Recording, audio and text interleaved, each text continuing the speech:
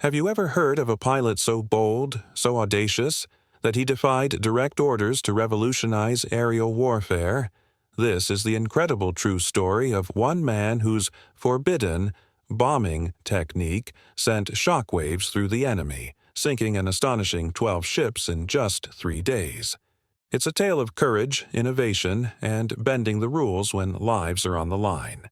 The year is 1942. The Pacific War is raging.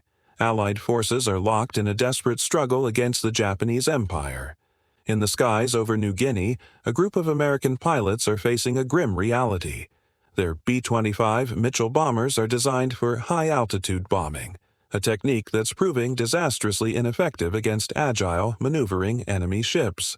Bombs dropped from thousands of feet up are easily dodged, splashing harmlessly into the ocean.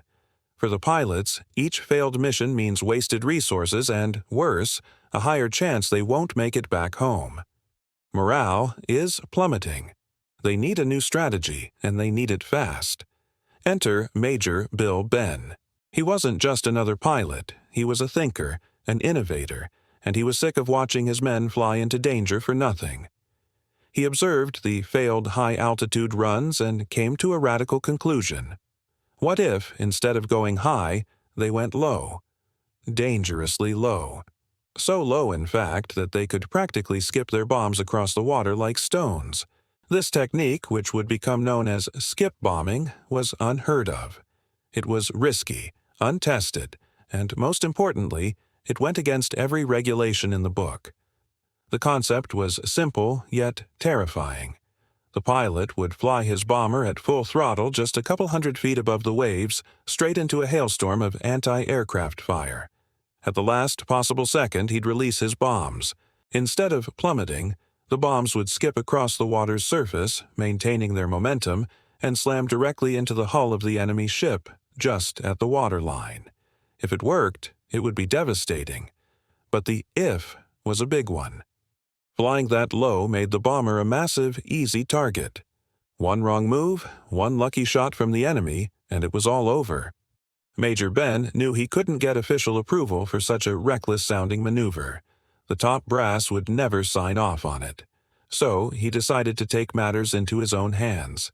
He began practicing in secret, flying his B-25 just feet above the water, testing different speeds and release points.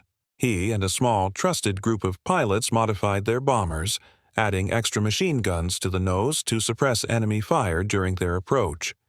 They were preparing for a new kind of war, one their commanders hadn't even imagined. Their chance to prove the theory came during the Battle of the Bismarck Sea in March 1943. A large Japanese convoy carrying vital troops and supplies to New Guinea was spotted. This was it. The high-altitude bombers went in first with predictable, minimal results. Then it was Benn's group's turn. Imagine the scene from the deck of a Japanese destroyer. A massive American bomber isn't a speck in the sky. It's a roaring monster thundering straight at you, barely clearing the wave tops, its guns blazing. Before the crew can even fully react, the bomber releases its payload. But the bombs don't fall. They skip, bouncing across the water like demonic skipping stones, closing the distance in an instant. Then, impact. A series of catastrophic explosions tear through the hull. The effect was immediate and utterly devastating. Ship after ship was hit. The Japanese gunners, trained to aim up into the sky, couldn't depress their weapons low enough or fast enough to track the incoming B-25s. The forbidden technique was working better than Benn could have ever dreamed. In the chaos of the battle, one pilot in particular, a man following Benn's new doctrine, achieved the unthinkable. Over the course of 3 frantic days, he and his crew were credited with hits that led to the sinking of 12 separate Japanese vessels. This single pilot's success wasn't just a fluke, it was a testament to the power of Benn's radical idea. Skip bombing completely changed the game in the Pacific.